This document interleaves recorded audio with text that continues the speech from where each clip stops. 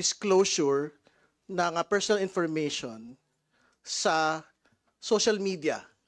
Ano po ba yun? Meron ba yung penalty? Ano po ba yung pwedeng mangyari doon?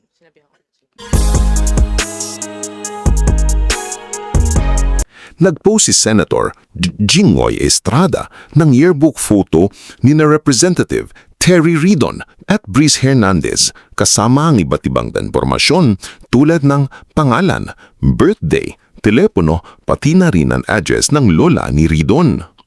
Inakusahan ni Ridon si Estrada na ipinaglabas ang nasabing impormasyon ng walang pahintulot na posibleng paglabag sa Data Privacy Act. Sinagot ng National Privacy Commission, NPC, sa pamamagitan ni Deputy Commissioner John Henry Naga na ang mga impormasyon na banggit, pangalan, address, telepono, larawan ay itinuturing na personal information.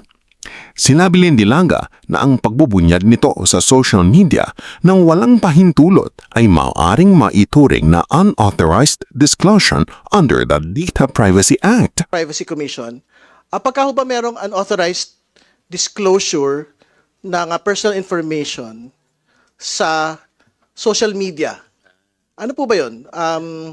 Meron ba yung penalty? Ano po ba yung pwedeng mangyari doon? With the permission of the... Yes, you're recognized. Good afternoon po, Kong Terry. If there is an unauthorized processing po, under the DPA, there's a penal provision, sections 25 to 34 of the Data Privacy Act, wherein the National Privacy Commission can recommend the prosecution of the offenses committed. Okay, good answer. But for example, there is particular information that was given to a third party, no?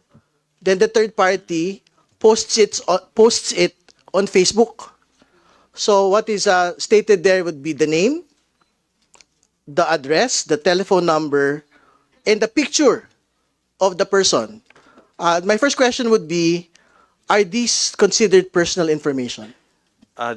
The ones that you mentioned are considered personal information. Yes, and if this third party actually discloses this personal information, is he actually liable for this disclosure on social media? So we need to check, Your Honor, the lawful basis for processing. So there are different types of basis for processing, whether it's consent, legitimate interest, and as defined in Section 12 and 13 of the DPA. Now, that's the only time we can assess whether there was a commission of an offense punishable under the Data Privacy Act. Yeah, but I'm stating already that the exact circumstance on which there was a disclosure, that it was given to a third party, these information, then it was disclosed on social media as a post. Okay. If that's the case, Your Honor, Is that so the precise question is the third party actually liable for what? Malicious disclosure or unauthorized disclosure? it may be unauthorized processing or unauthorized disclosure, Your Honor. And the penalty for this, therefore, would be what? I think 1 to 3 years, Your Honor. And then there's a penalty also amounting to, I think, 500,000. Yes, that is To 1 correct. million. And if this person who made the disclosure is a public officer, I think there is a more specific penalty for this as well, correct? Only as to malicious yeah. Which is for unauthorized disclosure. Only for Section 27 and 28, which is improper disposal of personal information and processing of personal information for unauthorized purpose, Your Honor. Which means, sorry, it's that's a lot of words. Okay. If it is a public official, it only covers... No, so to be very precise, if the public official is the third person that disclosed it on social media, does it, will the penalty for public officers actually apply? Well, for further clarification, is this in official duty or? We will make a determination in due time. Okay. The qualification you mentioned, Congressman Ridon, only applies to Section 27 and 28, which is improper disposal of personal information, and on Section 28, processing of personal Yes. information for unauthorized purposes. But if For that particular case that I'm mentioning, for that the particular public case, officer made a disclosure on social media so it of may this be particular personal information. if it will fall later on under Section 27 and 28, then it will be, you're correct, Your Honor. So the penalty for public officers may apply, which is Yes. what again? Temporary and permanent disqualification from public office. All right. The reason why I'm asking this is, please show the slide, please. Comsec.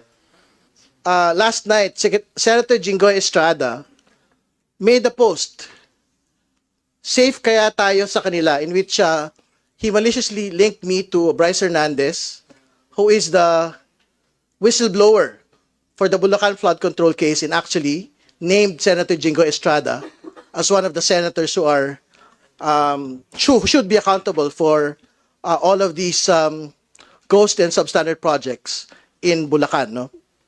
And in that particular picture that you're seeing, two individuals, myself and Bryce Hernandez, and he had made very specific personal disclosures of information.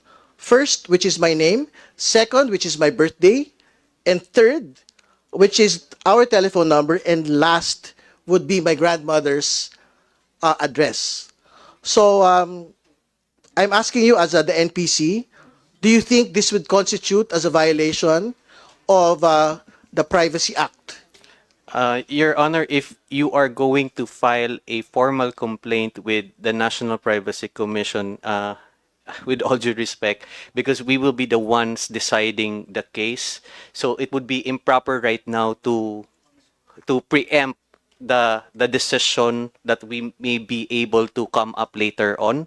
So I propose, Your Honor, if you feel aggrieved by the post, Yes, I feel aggrieved. you may file with the National Privacy Commission so that we will be able to look into all the aspects, the possible privacy violations on your part, Your Honor. And to be very clear, ladies and gentlemen, this particular picture is a picture of me at 12 years old.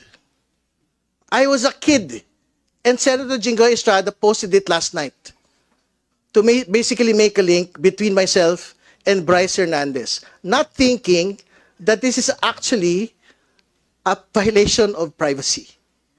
And but I guess as a last question to the National Privacy Commission, we can take the picture out already.